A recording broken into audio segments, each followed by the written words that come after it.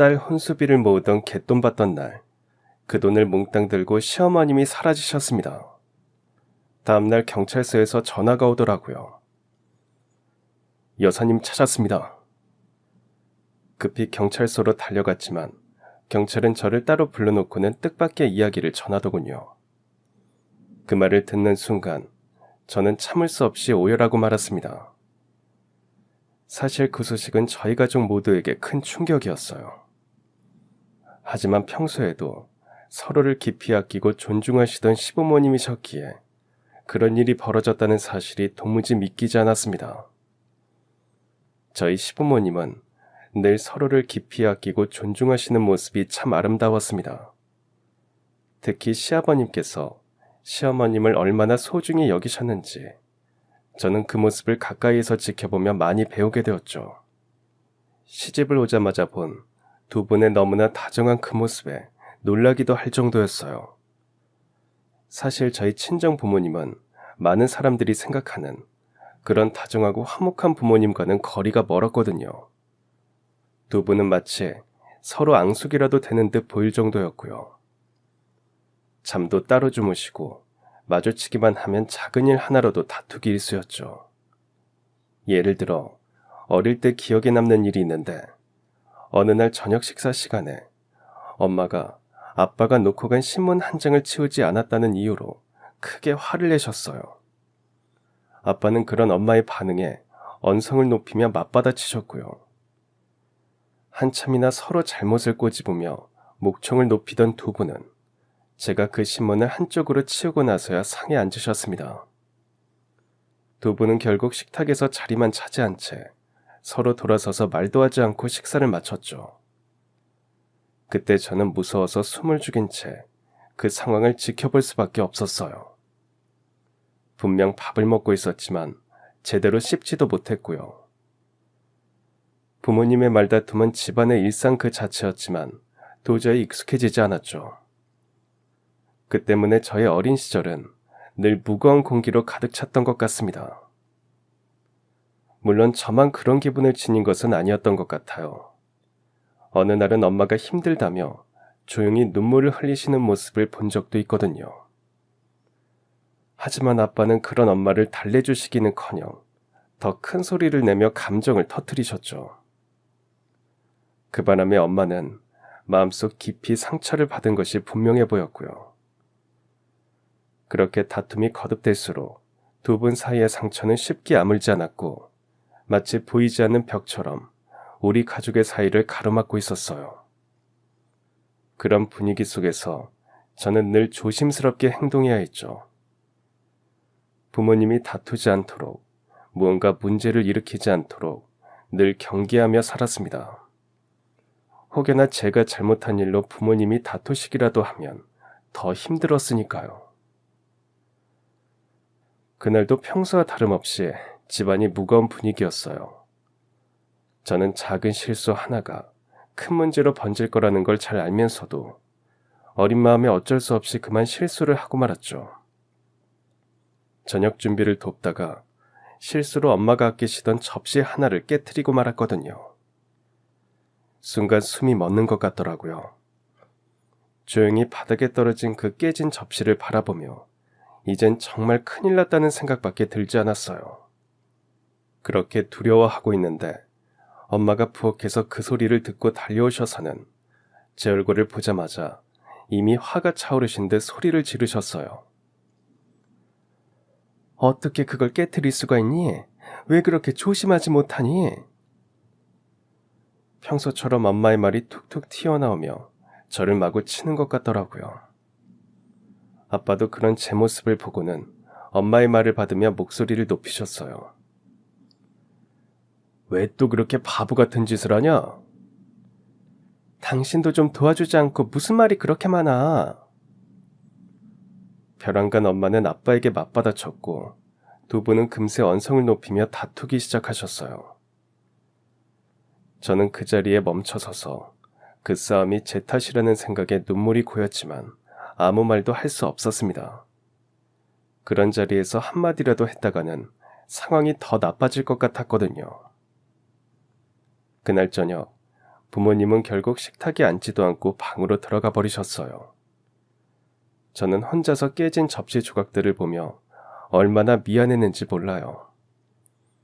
제가 한 실수 때문에 두 분이 또 싸우게 됐다는 생각에 마음이 너무 무겁더라고요. 다시는 실수하지 말아야지. 그 순간 어린 제가 할 수 있는 건 그렇게 조용히 눈을 감고 다짐하는 것뿐이었어요. 하지만 그 약속은 지키기 너무 어려웠고 집안 공기는 여전히 무거웠답니다. 그런 분위기다 보니 친정집에서의 추억 속에는 가족 간의 따뜻함이나 평화로운 기억은 사실 거의 없다고 해도 과언이 아니에요.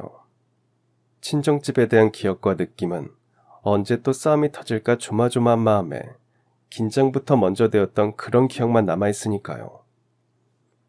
엄마와 아빠가 서로의 말을 끝까지 듣기보다 자기 주장만 내세우는 일이 많았고, 때로는 말이 지나쳐 서로에게 상처를 주는 모습도 자주 보였죠. 그럴 때면 저는 가슴이 아프고 이러다 가족이 무너질까 걱정이 되곤 했습니다. 이런 환경이 저에게는 항상 큰 상처였고요. 그 바람에 진정한 가족이란 무엇인지, 따뜻함이란 무엇인지 잘 알지 못한 채 성장했던 것 같아요. 그때의 기억들은 지금도 가끔씩 마음 한켠을 무겁게 누르고 있고요. 그런 환경에서 자라다 보니 처음 시댁에서 보았던 시부모님께서 다정하고 서로를 존중하는 모습이 저에게 얼마나 큰 위안과 희망이 되었는지 모릅니다. 처음에는 제가 낯설어 저러시나 싶기도 했어요. 저희 부모님도 다른 사람들이 있을 때는 가식적으로 웃으면서 서로 잘 지내보려고 하시기도 했거든요. 그런데 시부모님을 뵈면 뵐수록 서로에 대한 애정이 더 느껴지더라고요. 초반에 저를 보고 낯을 가리시는 바람에 덜 다정하셨던 거였죠. 어느 겨울, 설을 앞둔 때였어요. 시어머님이 감기에 걸려 몸이 많이 안 좋으셨는데 시아버님께서 따뜻한 죽을 직접 끓여주시더라고요. 명절을 보내야 했고 여러 일들이 있었지만 시아버님께서는 그 어떤 일보다 시어머님의 건강이 우선이시더군요. 시어머님의 감기약과 물을 함께 곁에 챙겨드리는 것은 물론이고 이불도 몇 겹이나 덮어드리며 말씀하시는 모습이 참 다정하더라고요. 춥지 않게 꼭 따뜻하게 있으세요. 또 한 번은 시어머님이 작은 부엌에서 설거지를 하시다가 손을 대셨을 때였어요. 찬물을 데우느라 솥에 물을 담아 끓이다가 그렇게 되신 거죠. 함께 있던 저도 놀라 얼른 찬물을 담아 어머님 손을 담갔습니다. 그런데 거실에서 그 모습을 보신 시아버님은 주저없이 달려와 시어머님의 손을 부드럽게 감싸 안고는 상처에 약을 발라드리시는 겁니다. 괜찮아? 조금 천천히 하면 어때? 무리하지 말고 쉬어. 내가 한다니까. 그러면서 다정하게 다독여 주셨죠. 시아버님이 평소엔 말수가 적으셨지만 그 순간만큼은 시어머님의 작은 불편함에도 온 마음을 쏟으시는 게 느껴지더라고요. 두 분은 힘든 일도 늘 함께 하셨어요. 집안에 어려운 일이 닥쳤을 때도 시아버님은 시어머님의 의견을 먼저 물으시더라고요.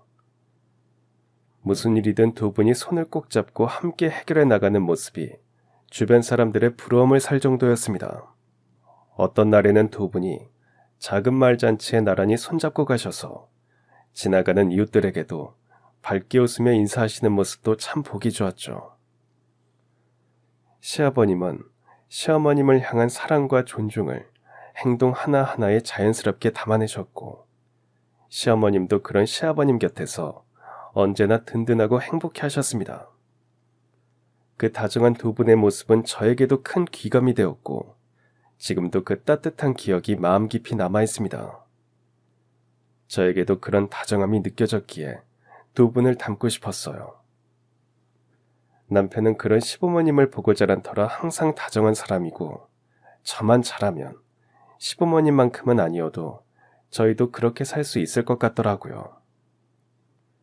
그런 저를 시부모님은 기특해 하셨는지 저를 예뻐해 주셨죠. 처음 시댁에 왔을 때만 해도 긴장되고 낯설기만 했던 저였지만 시간이 지나면서 시부모님과 저는 점점 더 가까워졌습니다. 처음에는 시부모님께서 저를 조금은 조심스럽게 대해주셨지만 그 속에서도 느껴지는 진심 어린 애정 덕분에 마음의 문이 조금씩 열렸죠. 어느 날이었어요. 제가 시댁에 도착한 지 얼마 되지 않아 갑자기 감기 기운이 심해져서 집안일을 제대로 할 수 없게 된 적이 있었거든요. 저는 눈치가 보여 제 할 일을 하려 애쓰며 아닌 척 견디고 있었죠. 그러다가 도저히 안 되겠어서 잠시 작은 방에 누웠습니다. 그때 시어머님께서 조용히 방에 들어오셔서 따뜻한 차를 건네주시더라고요. 어쩐지 얼굴이 안 좋더라니. 괜찮기는 뭐가 괜찮니? 그러다 큰일 나. 몸이 안 좋으면 무리하지 마. 언제든 편하게 쉬어야 해. 그렇게 다정하게 저에게 말씀하시면서 살뜰히 챙겨주셨습니다. 친정에서 겪던 것과 너무 다른 대우에 저도 모르게 눈물이 나더군요. 그리고 얼마 뒤에는 시아버님께서 저를 데리고 근처 산책을 나가자고 하셨어요. 평소 말씀이 적으신 분인데 그날은 걱정스러운 표정으로 다정하게 말씀해 주시더라고요. 너무 무리하지 말고 천천히 걸어야 해. 그러시더니 동네 구석구석을 돌며 남편 어릴 때 이야기를 들려주셨어요. 저를 처음 만났을 때 막내딸이 하나 더 생긴 기분이셨다는 말씀까지 하시면서요. 그 산책길에서 저는 시아버님의 따뜻한 마음을 온몸으로 느꼈고 마음 한구석이 촉촉해졌습니다. 시아버님의 말씀이 진심이라는 게 느껴졌거든요. 쑥스러운 듯 허허 웃으며 말씀하시는 모습에서 진솔함이 묻어났습니다. 그러다 또 한 번 큰일이 있었습니다. 시아버님께서 어느 날 갑자기 크게 다치셨다는 소식을 들었을 때였죠. 평소 건강이 좋지 않으셨는데 자식들 걱정한다고 말씀을 안 하셨대요. 그러다 어지럼증으로 쓰러지시면서 여기저기 긁히고 다치신 겁니다. 소식을 듣고 서둘러 병원에 달려갔는데 저도 모르게 눈물이 나더라고요. 그 와중에도 시부모님께서 서로를 부둥켜 안고 위로하시는 모습을 보며 진정한 가족이란 이런 모습이구나 하고 새삼 깨달았습니다. 병원에 도착했을 때 시어머님은 이미 피곤한 기색이 역력했지만 한치의 걱정도 감추지 못하고 계셨거든요. 손에 든 병원 서류들은 구겨져 있었으며 눈가에는 눈물이 고여 있었습니다. 걱정하지 마. 금방 나으실 거야. 우리 남편이 얼마나 강한지 알아? 그 말씀을 하시며 떨리는 손으로 시아버님의 손을 꼭 잡고 계셨죠. 시아버님은 창백한 얼굴로도 환한 미소를 지으려 애쓰셨습니다. 그날은 평소보다 한마디 한마디가 힘있고 진심이 담겨 있었습니다. 아유, 미안하다. 모두 걱정 끼쳐서. 내가 너무 강한 척만 했나 보다. 강한 것도 좋지만 때로는 기대도 해야죠. 우리가 있잖아요. 시아버님의 말에 시어머니는 고개를 살며시 끄덕이며 그렇게 말씀하셨습니다. 그 모습을 보며 저도 모르게 눈물이 흐르기 시작했어요. 그 순간만큼은 가족이라는 단어가 가진 깊은 의미를 온몸으로 느꼈고 그 감동이 지금도 마음속에 선명하게 남아있습니다. 저는 시어머님께 다가가 손을 잡고 말했습니다. 저도 힘이 될 수 있게 더 자주 찾아뵐게요. 시어머님은 그런 저에게 미소를 지으며 말씀하셨죠. 그래, 덕분에 마음이 든든해졌어. 고맙다. 그날 병실의 작은 공간 안에는 아픔도 걱정도 있었지만 그보다 훨씬 큰 사랑과 믿음이 가득했습니다. 서로를 부둥켜 안고 위로하는 시부모님의 모습은 저에게 가족이라는 단어의 진짜 의미를 다시금 일깨워 주었으니까요. 그리고 그 순간부터 저도 그 다정한 마음을 닮아가고 싶다는 다짐을 더 굳게 하게 되었습니다. 그 후로는 시부모님을 위해 제가 할 수 있는 작은 일부터 시작했습니다. 명절에는 조금이라도 먼저 달려가 준비를 돕고 시어머님이 좋아하시는 반찬을 직접 만들어 가기도 했어요. 시부모님께서는 제 손길 하나하나를 감사해 하시며 칭찬을 아끼지 않으셨죠. 덕분에 집안이 한층 더 따뜻해졌다. 종종 함께 앉아 차를 마시며 이런저런 이야기를 나누곤 했고요. 그런 시간들을 통해 서로의 이야기에 귀 기울이고 때로는 웃고 때로는 진지하게 대화를 이어가는 그 시간이 저는 정말 소중하게 느껴졌습니다.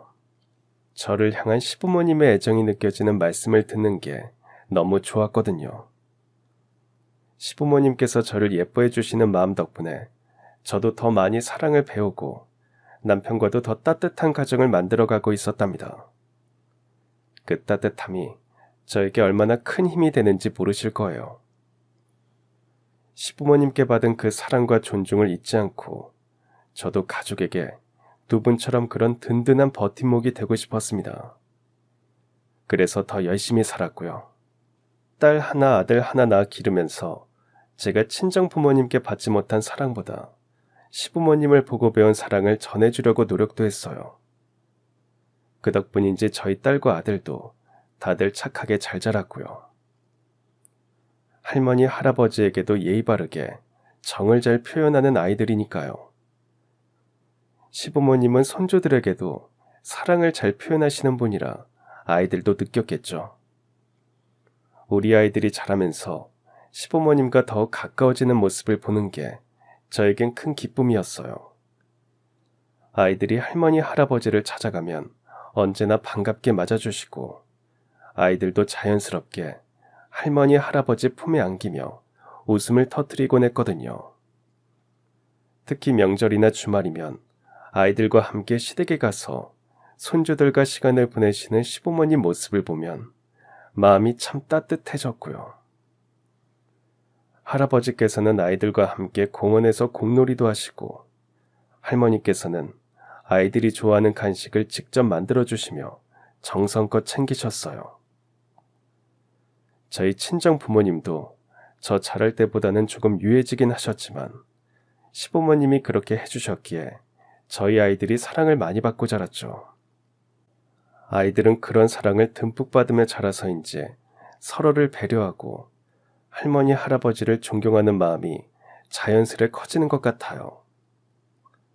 저도 아이들이 시부모님께 마음을 표현할 때마다 참 흐뭇하고 뿌듯했습니다. 할머니 할아버지 사랑해요. 큰 소리로 말하는 아이들의 순수한 마음이 저에게도 큰 행복과 힘이 됐고요. 아이들이 잘 자라 어엿한 어른이 되는 모습을 보며 감사했습니다.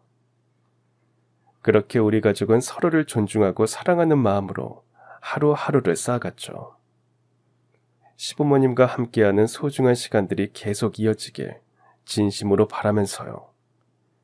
그런 분들이 갑자기 곁에 없다는 사실이 우리 모두에게 너무 큰 상실이 되더군요. 조금 안 좋은 곳이 있기는 했지만 특별한 질병이 있는 게 아니었기에 더 오래 저희 곁에 계시지 않을까 생각했었으니까요. 그런데 시아버지께서 갑작스럽게 세상을 떠나셨습니다. 전날 저녁, 저희 가족은 평소처럼 일상을 함께 보내고 있었습니다. 시댁에 가지는 않았지만 시부모님과 아이들이 통화를 했고요. 어릴 때부터 매일은 아니더라도 자주 통화를 하게 했더니 시댁에 가지 않으면 시부모님께 전화를 해서 미주알 고주알 이야기를 잘하거든요. 그 모습이 너무나도 평소와 다름없어서 누구도 다음날 닥칠 일을 전혀 예상하지 못했답니다. 다음날 아침 휴대전화가 울렸을 때 저는 얼떨떨한 마음으로 전화를 받았습니다. 너희 아버지가 숨을 안 쉰다. 갑자기 이상해. 시어머님의 떨리는 목소리를 들었을 때 그 말이 마치 심장을 찌르는 듯 가슴 한가운데 꽂혀 숨이 막히는 느낌이더라고요. 시어머님의 말씀을 듣는 그 순간 집안은 순식간에 고요해졌고 무거운 슬픔이 우리 모두의 마음을 짓눌렀습니다. 장례 준비가 시작되자 가족들은 모두 제각기 슬픔을 참으며 맡은 바 일을 해나갔습니다. 시아버님이 좋아하시던 옷을 조심스럽게 정돈하고 평소 즐기시던 음식을 장례식장에 마련했죠. 아이들은 무거운 분위기에 계속해서 울음을 터뜨리기도 했지만 가족 모두가 서로를 위로하며 슬픔을 나누었습니다. 시어머님께서는 장례가 치러지는 동안 깊은 한숨을 내쉬시며 저희 곁에 계셨습니다. 그러다 마지막 염을 하며 조용히 말씀하셨죠. 그동안 정말 수고 많으셨어요, 우리 남편. 너무 고마웠어요. 당신과 함께 살아서 너무 좋았어요. 시어머님의 그 말을 들었을 때 저는 참았던 눈물이 참기 힘들어져 고개를 돌려 울음을 삼켰습니다. 가족 모두의 마음에 가득한 그 허전함과 상실감은 이루 말할 수 없었죠. 장례식 당일 가족과 친지들이 모여 시아버님을 추모했습니다. 시아버님께서 평소 사랑하셨던 가족들, 일가 친척들이 모두 모여 각자가 그리움과 감사의 말을 전했고요. 저는 저희 아들의 손을 꼭 잡고 이제는 하늘에 계신 시아버님께 인사를 드렸습니다. 모든 절차가 끝난 뒤 시어머님은 고개를 들어 가족들을 바라보며 다독이시더군요. 우리 이제 힘내야 해. 아버님이 보고 싶어도 우리 잘 살아야 한다.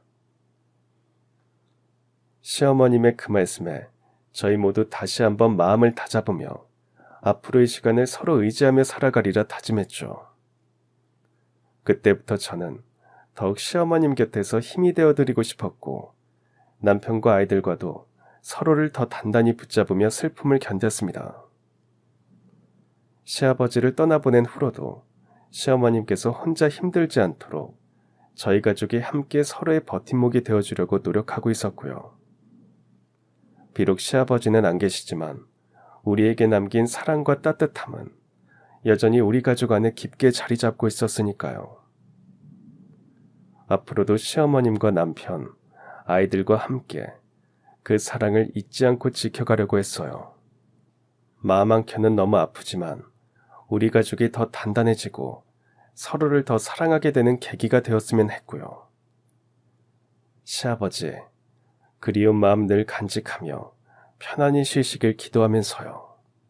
저희 시어머님은 남편이자 저희 시아버님이 돌아가신 후 정말 많이 힘들어하셨어요. 저희도 시어머님께서 마음 편히 지내실 수 있도록 늘 신경 쓰고 노력했죠. 저희 가족은 할 수 있는 한 시어머니를 더 세심하게 챙기기 시작했어요. 시아버님을 잃은 슬픔이 얼마나 깊은지 누구보다 잘 알기에 시어머니께서 혼자 외롭지 않도록 늘 곁에 있으려 했었죠. 처음에는 저희 집으로 모시고 와서 좀 더 편히 지내시게 하고 싶었어요. 평소 시어머니가 좋아하시도록 방도 마련해두고 아이들도 할머니와 더 가까워질 수 있도록 하고 싶었고요. 하지만 시어머니께서는 쉽사리 마음을 열지 않으시더군요. 내가 그 집을 떠난다는 건 아버님과의 추억도 떠나는 거잖니. 아직은 그럴 수 없다. 그 말씀을 듣고 저희는 무작정 강요할 수 없다는 걸 알게 됐습니다. 시어머니께서 평생을 살아온 그 집, 그리고 그곳에 남겨진 시아버님의 흔적들 모두가 너무 소중하고 그 기억들이 시어머니의 마음을 지탱해주는 큰 버팀목임을요. 그래서 저희는 가능한 한 시댁에 더 자주 가는 쪽으로 마음을 정했어요. 아이들 퇴근 시간에 맞춰 함께 시댁으로 가서 시어머니와 시간을 보내고 저녁 식사도 같이 하며 소소한 일상을 나누기도 했죠. 시어머니가 좋아하시는 음식을 직접 해가기도 하고 아이들과 함께 사진첩을 보며 시아버님과의 추억 이야기를 듣기도 했어요. 슬픔 속에서도 시어머니가 웃음을 지을 때면 저희도 마음 한구석이 따뜻하더라고요. 남편도 아무리 바쁜 일이 있어도 틈틈이 시댁에 들러 어머니를 도왔고, 저는 아이들이 학교에 다녀오는 길에 시어머니가 필요하신 것을 챙겨드렸어요. 작은 것 하나라도 소홀히 하지 않으려고 모두가 마음을 모았답니다. 비록 시어머니께서 시댁을 떠나지는 않으셨지만 저희 가족이 자주 찾아가 함께 시간을 보내면서 점점 마음의 빈자리가 조금씩 채워지는 듯 했어요. 그동안 무거웠던 시어머니의 표정도 점점 부드러워지고 예전보다 더 자주 미소를 지으시는 모습을 보며 큰 위로를 받았습니다. 저희는 시어머니와 함께하는 시간을 소중히 여기며 슬픔을 나누고 서로를 지지하는 가족으로 남고 싶었습니다. 시간이 지나도 변하지 않는 사랑과 존경으로 시어머니를 든든히 지켜드리려고요. 하지만 사실 시어머니가 마음속 깊은 곳에서 정신적으로 많이 혼란스러워졌다는 그 중요한 사실은 미처 몰랐습니다. 항상 저희만 보면 웃으셨고 식사도 잘하셨기에 눈치도 못 챘던 거죠. 그러다 그 사실을 알아채는 사건이 터지고 나서야 후회를 하게 되었어요. 시아버지가 돌아가시고 2년이 흘러 딸아이가 결혼을 하게 되었을 때였습니다. 저희에겐 첫 결혼을 치르는 일이라 부족하게 하고 싶지 않더라고요. 그래서 다니는 일터에서 나이가 비슷한 사람들끼리 개를 들었어요. 딸아이에게 남자친구가 생겼다는 이야기를 듣고 바로 들기 시작했거든요. 혹시나 몰라 데뷔를 조금 하고 싶어서요. 그런데 때마침 제 순번일 때 아이가 사이 될 사람을 집에 데리고 와 인사를 시키더니 결혼을 하고 싶다고 하더군요. 개돈 순서가 제가 될 차례라 너무 잘 됐다 싶었죠. 그러다 며칠 전 저희 가족이 딸 혼수비를 모으기 위해 개돈을 받는 날이었어요. 그날은 웬일로 시어머니께서 집에서 하루 쉬시겠다며 오신 날이었죠. 그래서 시어머니께 개돈을 보여드리며 말씀드렸습니다. 어머니, 저 개돈 받은 거 합쳐서 연진이 결혼시키려고요.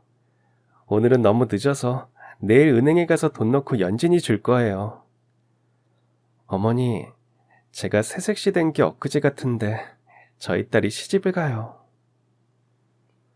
그런 저에게 시어머님은 웃으시며 그러시더라고요. 그러게, 우리 며느리 이러다 곧 할머니 소리 듣는 거 아니니? 나는 너희 시누이 시집 보내고 할머니 소리 듣는데 아유 그렇게 좋더라. 시어머님이 그렇게 말씀해 주시는데 마음이 따뜻해지더군요. 저희 엄마한테 딸아이 결혼 이야기를 했더니 한복값 이야기만 하셨거든요. 어쩜 나이가 드셔도 자식 마음보다 자신 꾸미기가 먼저인지 서운하더라고요.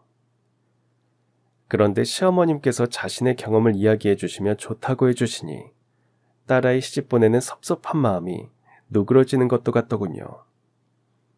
그래서 괜히 더 웃어 보이며 시어머님 앞에서 돈을 가방에 넣으면서 말했습니다. 어머니, 제가 오늘 기분이 좋으니까 더 맛있는 거 해드릴게요. 뭐 드시고 싶으세요? 우리 어머니 좋아하시는 삼치조림 할까요? 아니면 우렁이 사다가 강된장 해먹을까요? 그런 저에게 시어머님은 웃으시면서 아무거나 먹자고 하시더라고요. 내가 우리 며느리가 해다주는 반찬이 다 맛있어서 밥을 많이 먹어. 이제는 입에 붙어서 뭐가 됐든 다 맛있어. 다 좋다. 그런 시어머님께 콩나물국 끓여서 삼치조림을 해드렸습니다. 시어머님은 정말 밥 한 톨도 남기지 않고 다 드시더라고요.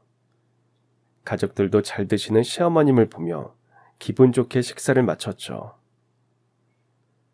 우리 며느리 솜씨가 어찌나 좋은지 밥이 꿀맛이다. 그래도 이렇게 여럿이 먹으니까 좋기는 하네. 너희 아버지도 좋을걸.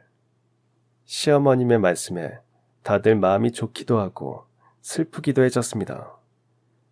티 없이 웃으시는 시어머님의 모습이 좋다가도 시아버님 이야기에 슬퍼졌으니까요. 그래도 그날 저녁 시어머님과 함께한 식사 자리는 정말 평화로웠습니다. 밥상 위에는 제가 정성껏 준비한 삼치조림과 콩나물국, 그리고 제철나물 반찬들 정도로만 차린 상이었지만 매우 만족스러웠고요. 시어머님은 젓가락을 들 때마다 참 맛있다며 웃음을 감추지 못하셨어요. 가끔은 시어머님이 젊었을 때 이야기를 꺼내시며 옛날 일들을 조곤조곤 말씀하셨고, 저희 가족들은 그 이야기에 귀 기울이며 자연스럽게 웃음꽃을 피웠죠. 딸아이도 시어머님과 손을 잡고 이야기를 나누었고, 남편은 옆에서 조용히 그런 두 사람의 모습을 흐뭇하게 바라보았습니다. 우리 어머니 이렇게 웃으시는 모습 보니 정말 다행이다 싶어요. 저도 조심스레 말씀드리자 시어머님은 고개를 끄덕이며 살며시 미소를 지으셨어요. 저녁 내내 집안은 따뜻한 온기로 가득했고 서로의 마음을 조금씩 더 이해하고 가까워지는 시간이 되었습니다. 식사를 마치고 나서는 다 같이 거실에 모여 차를 마셨죠. 시어머님께서 좋아하시는 쌍화차를 끓여드리니 손끝에 전해지는 그 따뜻함에 모두가 마음까지 녹는 듯 했어요. 앞으로도 이렇게 자주 모이자. 시어머니가 조용히 말씀하셨고 저희 모두 그 말에 힘주어 고개를 끄덕였습니다. 딸아이 결혼 준비에 분주하지만 이렇게 가족이 한자리에 모여 서로를 배려하며 보내는 시간 덕분에 마음 한켠의 걱정이 조금은 덜어진 것 같았죠. 어느새 밤이 깊어 시어머니가 편안한 얼굴로 하신 말씀이 저희 마음에 깊이 남았습니다. 이런 날이 많았으면 좋겠다. 앞으로도 가족 모두가 서로의 마음을 헤아리며 작은 일에도 감사하고 행복을 느낄 수 있는 그런 날들이 계속되길 바라며 잠이 들었죠. 그런데 다음날 아침 갯돈이 몽땅 사라졌다는 사실을 알게 됐습니다. 출근 전에 은행에 들러 돈을 입금하려고 일어나자마자 돈부터 확인했는데 아무리 가방 속을 뒤져도 돈이 없는 겁니다. 깜짝 놀라 시어머니가 주무시는 방문을 두드리며 말을 했죠. 어머니, 혹시 제가 갯돈 가져온 거 못 보셨나요? 그렇게 말하며 방을 살피는데 시어머니가 안 계신 겁니다. 놀라서 방에서 나와 집안 여기저기를 살폈지만 시어머니는 안 계시더라고요. 돈도 없어지고 시어머님도 안 계시니 정말 팔짝 뛰겠더군요. 혹시나 싶어 시댁으로 전화를 드렸는데도 받지 않으셨어요. 얼른 시댁으로 찾아가 봐도 안 계시더군요. 돈이야 분명 집에 뒀으니 있으리라 믿었지만 시어머님이 갑자기 방에 안 계시고 시댁에도 안 계시니 정말 큰일이라는 생각이 들었습니다. 점점 커지는 불안을 참지 못하고 결국 경찰서에 전화를 걸었어요. 남편은 하룻밤 정도는 기다려보자고 했지만 저는 안 되겠더라고요. 안녕하세요. 제 시어머니가 갑자기 안 보이셔서 걱정이 돼서요. 실종 신고를 하고 싶습니다. 경찰분들은 침착하게 제 말을 들어주셨고 몇 가지 질문을 하셨어요. 시어머니의 인상착의, 마지막으로 시어머니를 뵌 시간과 장소, 평소 건강 상태 등 가능한 모든 정보를 최대한 자세히 전했죠. 아무래도 연세가 있으신 분이다 보니 실종의 가능성을 놓칠 수 없으니까요. 그 다음 날까지 초조한 마음으로 전화를 계속 기다렸어요. 몇 시간이 아니라 몇 분조차 너무 길게 느껴지더라고요. 그러던 중 갑자기 휴대전화 벨소리가 울렸고 화면에 모르는 전화번호가 떴어요. 심장이 마구 두근거리며 전화를 받았습니다. 김은정 여사님, 실종신고자분 맞으시죠? 네, 맞습니다. 시어머니 찾았습니다. 무사히 계십니다. 그 한마디에 가슴에 있던 무거운 돌덩이가 내려앉는 것 같더라고요. 시어머니를 찾았다는 그 말에 안도의 한숨이 절로 나왔고 한동안 말문이 막혔죠. 어떻게, 어디서 찾으셨냐는 질문보다도 무사하다는 소식이 너무나 고마웠습니다. 급히 경찰서에 달려갔는데 시어머님이 저희를 못 알아보시는 겁니다. 그런 시어머님을 보고 저희 가족은 모두 놀라 아무 말도 못하고 있었죠. 그러고 있는데 경찰 한 분이 저를 따로 불러 조용히 말씀하시더라고요. 혹시 실종자분이 치매 있으신 거 알고 계셨냐고 하시더군요. 저는 깜짝 놀라 아니라고 손짓까지 휘저으며 말씀드렸습니다. 아니에요. 우리 어머님이 얼마나 총명하신데요. 그럴 리가요. 저희 집에서 주무시던 어제 저녁에도 아무렇지 않으셨어요. 그러자 경찰분은 고개를 끄덕이시더니 저에게 그러시는 겁니다. 어르신께서 마음이 아주 혼란스러운 상태시더라고요. 본인도 많이 놀라신 상태세요. 말씀 들어보니 남편분 이야기 하시던데 저희가 어르신 안전과 가족분들 안녕을 위해 일단 조치는 취했습니다. 돌아가신 남편을 너무 사랑하셔서 그 집을 떠나지 않으시려고 하셨나 봐요. 자꾸 집에만 가시겠다고 하시는데 모시고 가시고 병원은 꼭 가보셔야 할 것 같아요. 그날 경찰서에서 무너진 건 제 마음뿐만이 아니었어요. 처음엔 왜 이런 일이 벌어졌는지 이해할 수 없었고 믿고 싶지도 않았죠. 하지만 시어머니의 이야기를 경찰에게 전해 듣고서야 그동안 제가 몰랐던 시어머니의 아픔을 비로소 마주할 수 있었어요. 시어머님은 남편, 그러니까 제 시아버님이 돌아가신 후 그 슬픔을 마음속에 꾹꾹 눌러 담고 계셨던 거더라고요. 말로 표현은 안 하셨어도 얼마나 그리워하고 또 얼마나 외로우셨을지 그 깊이를 감히 제가 다 헤아릴 수는 없었지만 말이죠. 아마 그동안 티가 나지 않아서 그렇지 정신적으로 많이 힘드셨다는 경찰의 말에 그제야 모든 퍼즐이 맞춰지는 느낌이었어요. 그렇게 무너지는 마음을 안고 경찰서 복도 한켠에서 오열하고 말았습니다. 부끄러운 줄도 몰랐어요. 그냥 그 순간만큼은 마음이 너무 아파서 그렇게밖에 표현할 수 없었더라고요. 그런데 그 와중에 경찰이 저를 다시 한번 부르셨어요. 그리고는 정말 믿을 수 없는 말씀을 하시더라고요. 시어머님께서 그 아침에 혼자 집을 나가셔서 한동안 헤매셨는지 한낮이 되어서야 저희 집 근처 번화가의 골목 끝에 있는 4층짜리 낡은 건물 옥상까지 올라가셨대요. 거기서 손에 들고 있던 현금을 그냥 허공에 뿌리셨다는 겁니다. 바람에 날리며 사방으로 흩어진 지폐들 때문에 사람들이 몰려들었고요. 그 모습을 보고 신고한 시민들 덕분에 경찰이 출동했지만 시어머님은 이미 혼란스러운 정신 상태로 아무 말도 하지 못하셨다고 해요. 그러더니 경찰이 제게 꾸깃꾸깃해진 지폐들을 건네주셨어요. 비닐봉지에 담긴 그 돈뭉치를 보는데 어딘가 익숙한 기분이 들었죠. 바로 제가 잃어버린 갯돈이 떠오르더라고요. 가방 깊숙이 보관해두었던 그 돈이 시어머님과 감쪽같이 사라졌으니까요. 그저 제가 착각했거나 잘못 둔 줄로만 알았던 그 돈을 시어머님이 가지고 가신 거예요. 시어머님을 찾느라 정신이 없어 생각도 못하고 있던 돈이었죠. 그런데 결국 시어머님의 손에 쥐어져 있었던 거더라고요. 그리고 그 돈은 사랑하는 사람을 잃은 슬픔 속에서 감당할 수 없는 마음의 무게를 쏟아내는 방식이 되어버려 허공을 가로지르게 된 거죠.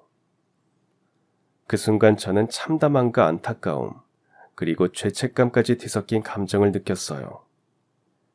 시어머님의 마음을 조금만 더 깊이 들여다보았더라면 얼마나 좋았을까. 그토록 외로이 아파하실 때 조금 더 손을 내밀 수 있었어야 했는데 충분히 잘하고 있다고 생각했던 제 자신이 한심하더라고요. 그런 생각이 들자 저는 시어머님을 전혀 다른 눈으로 바라보게 됐어요. 그분도 누군가의 아내였고 지금은 남편을 잃은 외로운 분이었다는 것을요. 그 사실을 너무 늦게 깨달았다는 게 참 아프더라고요. 정확한 금액을 모르니 최대한 찾은 돈만 추스린 거예요. 왜 돈을 뿌리셨냐고 물어도 할머니가 대답도 못하시고 할아버지만 찾으시더라고요. 그리고는 돈을 바라보며 더 놀라운 사실도 이야기하시는데 저는 그만 주저앉아 눈물을 흘리고 말았습니다. 이 돈으로 우리 남편 좀 찾아주세요.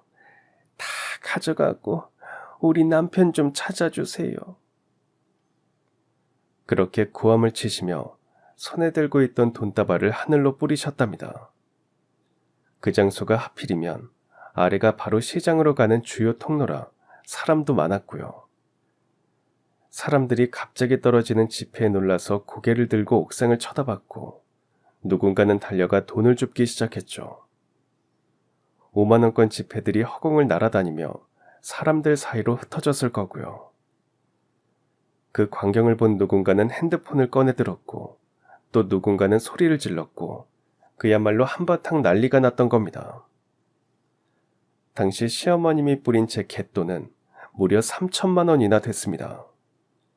가방 안에 차곡차곡 넣어두었던 돈다발이었고 장기간 모아둔 딸아이 결혼 자금이었죠. 그 많은 돈이 시장 입구 근처 도로 위, 가게 지붕 위, 심지어 자동차 본네트 위까지 퍼졌답니다. 그런데 그 상황에서도 놀라운 일이 벌어졌대요. 사람들이 돈을 주워가기는커녕 하나둘 모아서 경찰에게 가져다 주기 시작한 거예요. 누가 먼저 시작했는지는 아무도 모르지만 누군가가 외치기 시작한 거죠. 아유, 이거 경찰에 갖다 줘야 하는 거 아니야? 아직 가져가지 마세요. 그 말에 동조한 시민들이 떨어지거나 날리는 지폐를 주어 손에 쥔 채 출동한 경찰 쪽으로 걸어가기 시작했던 겁니다. 경찰은 사건을 접수하고 현장에서 수거한 돈과 시민들이 돌려준 금액을 하나하나 확인했다고 했습니다. 그 과정에서 일부는 바람에 날려 멀리까지 갔고 가게 천장에 걸린 것도 있었지만 결국 500만 원을 제외한 전액이 원래대로 돌아왔다고 하시더군요. 그중 한 분은 그러시더래요. 아무래도 할머니가 정신이 안 좋으신 것 같은데 잘 챙겨주세요. 할아버지 뭐라고 하시는데 무슨 소린지는 모르겠더라고요. 그 말을 들은 저는 눈물이 더 쏟아져 주르륵 흘러내리고 말았습니다. 세상에 누가 하늘에서 돈이 우수수 떨어지는데 그게 자기 돈이 아니라며 모아서 경찰에 찾아주라고 하겠습니까? 말 그대로 하늘에서 돈벼락이 떨어지는 거잖아요. 그런데도 저에게 돌아온 돈은 500만 원 정도가 비는 액수였습니다. 시어머님이 옥상에서 돈을 이리저리 뿌리셨다 보니 하수구 같은 틈새로 흘러 들어간 것도 있었나 봐요. 그런데도 저는 그 돈이 하나도 아깝지 않았습니다. 물론 큰 돈이고 그 돈을 모으기 위해 개를 부으며 허리띠를 졸라매고 아꼈던 고생들이 있긴 했지만 그 정도만 찾은 것도 하늘이 도운 것 같았죠. 딸아이에게 그만큼 더 좋은 것을 못 해준다고 해도 저는 돌아온 그 돈이 너무 값진 돈이라는 생각이 들더라고요. 그런 저에게 정말 천복이 내린 듯한 일이 또 벌어졌습니다. 며칠 뒤 경찰에서 다시 전화가 걸려왔거든요. 제가 다 못 받은 갯돈을 한 기업가 분께서 선뜻 내어주셨다는 소식이었습니다. 지역신문을 통해 저희 일을 기사로 읽고 돕고 싶다고 먼저 연락을 주셨다고 하더라고요. 저는 솔직히 그날 경찰서에서 들은 말도 믿기지가 않는 상태였습니다. 세상이 이렇게 아름답다는 걸 너무 잊고 살았나 싶고 나 같으면 그렇게 했을까 싶기도 했으니까요.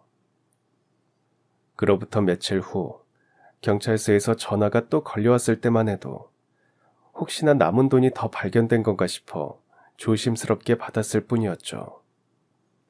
솔직히 돈을 더 찾았다는 말만으로도 감사한 일이었으니까요. 하지만 단순히 그것만이 아니었습니다. 전화 너머로 들려온 경찰의 목소리는 도저히 실감이 나지 않았습니다. 어느 기업가 분께서 이번 일을 신문을 통해 접하셨대요. 도움을 주고 싶다 하시면서 저에게 연락을 주셨더라고요. 분실된 500만 원을 기부하고 싶으시대요. 그 말에 저는 말문이 막혀 아무 말도 못하고 한참을 멍하니 있었어요. 저희 가족은 우리 형편에 맞춰 딸아이 결혼을 준비하기로 마음먹었고 시어머님 탓을 하지 말자고 스스로를 다스리고 있었거든요. 혹여 딸아이가 서운할까봐 넌지시 물었을 때 딸아이는 이렇게 말했었죠. 엄마, 나는 할머니가 무사히 돌아오신 것만 해도 다행이야. 그리고 나도 모은 돈 있고 조금 낮춰서 준비하면 다 할 수 있어. 그러던 찰나에 받은 경찰의 전화에 심장이 뛰고 손이 떨려 아무 말도 할 수 없었습니다. 경찰분은 잠시 기다리시더니 그분이 남기신 말씀을 전해주셨어요. 직접적인 인사는 받지 않겠습니다. 그냥 이 돈이 잘 전달되기만 하면 됩니다. 돌아가신 저희 어머님도 치매를 앓으셨기에 마음이 쓰여 돕고 싶습니다. 그 한마디에 제 눈에서는 또 눈물이 쏟아졌습니다. 그렇게 큰 돈을 아무 조건도 없이 이름도 밝히지 않고 건넨다는 게 얼마나 어려운 일인지 너무도 잘 알고 있었으니까요. 도대체 어떤 마음을 가진 분이실까 싶어 어쩔 줄을 모르겠더라고요. 저는 50이 넘도록 경품 추첨 하나 당첨된 적 없고 행운 같은 건 내 삶과는 거리가 멀다고 생각하며 살아왔거든요. 그런 제가 이런 기적 같은 도움을 받게 되다니 믿을 수 없을 정도였죠. 이제 그 돈은 단순한 돈이 아니게 되었더라고요. 저에겐 오랜 시간 참고 아끼고 소중히 모았던 딸아이의 결혼 자금이었죠. 그리고 우리가 미처 보지 못했던 시어머님의 상처와 우리 가족의 눈물과 마음이 담긴 그야말로 무게 있는 돈이 되어버린 거였으니까요. 그런 돈을 그렇게 뜻밖의 방식으로 다시 채워주신 그분의 마음이 어쩌면 우리 가족에게 보내는 작은 기도 같다는 생각이 들었어요.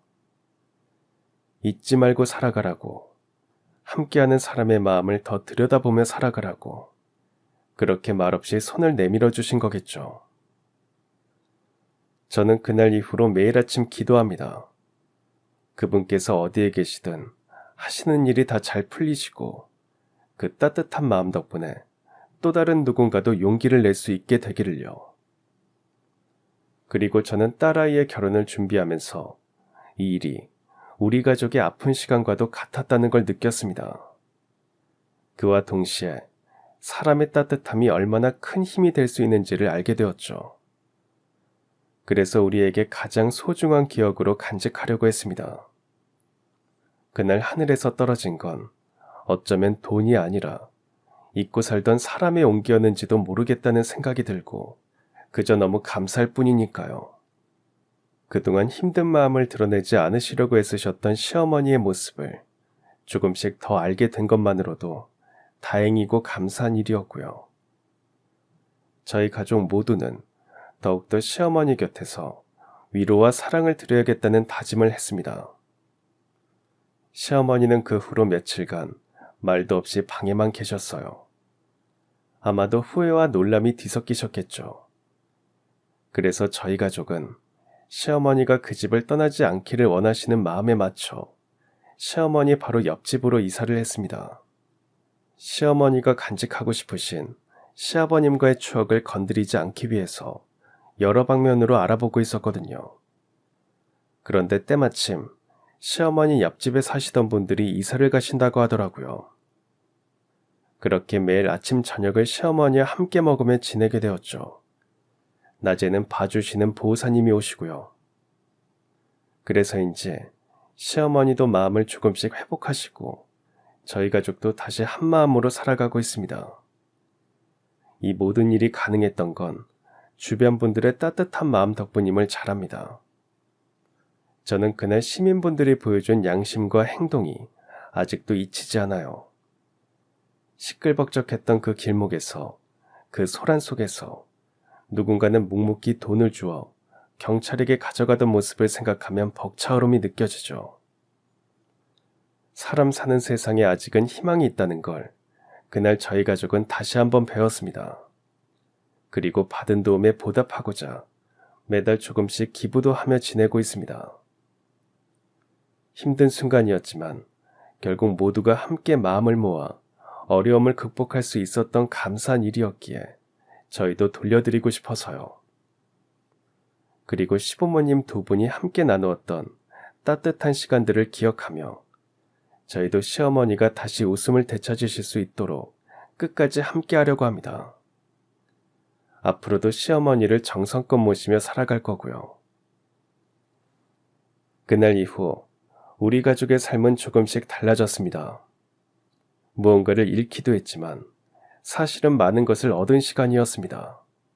우리는 시어머니의 아픔을 이해하게 되었고 그분이 지닌 슬픔과 외로움을 있는 그대로 받아들일 수 있게 되었죠. 누군가는 이 일을 단순한 사고나 실수라고 말할지도 모르지만 우리에게는 그 모든 순간이 소중한 배움이자 성장의 시간이었습니다. 사람은 언제나 완벽하지 않기에 서로 기대고 또 채워주는 게 가족이 아닐까 싶어요. 하늘에서 돈이 흩날리던 그 기묘한 하루는 단지 돈의 문제가 아니라 사랑하는 이를 잃은 한 사람의 절절한 그리움이 터져나온 순간이었습니다. 그리고 그 순간을 따뜻하게 감싸 안아준 건 낯선 이들의 양심, 보이지 않는 누군가의 기도, 그리고 우리가 잊고 살던 사람의 선이었습니다. 이제 우리 가족은 하루하루를 더 조심스럽고 따뜻하게 살아가려 합니다. 시어머니와 함께 나누는 식사, 아이들의 웃음소리, 남편의 다정한 눈빛 속에 감사할 이유를 매일 찾고 있어요. 언젠가 이 이야기를 다시 꺼내어 볼 날이 오겠죠. 그땐 오늘보다 조금 더 나아진 우리가 그날의 기적을 또 한 번 떠올리며 지금처럼 서로의 손을 꼭 잡고 있을 수 있기를 바랍니다. 세상이 아직 따뜻하다는 걸 믿게 해준 모든 사람들에게 고맙습니다. 그리고 오늘도 우리 곁에 있어주는 가족에게 더없이 고맙습니다. 그럼 지금까지 사연 들어주셔서 감사합니다. 사연이 재밌으셨다면 구독과 좋아요 부탁드려요. 감사합니다. 안녕히 계세요.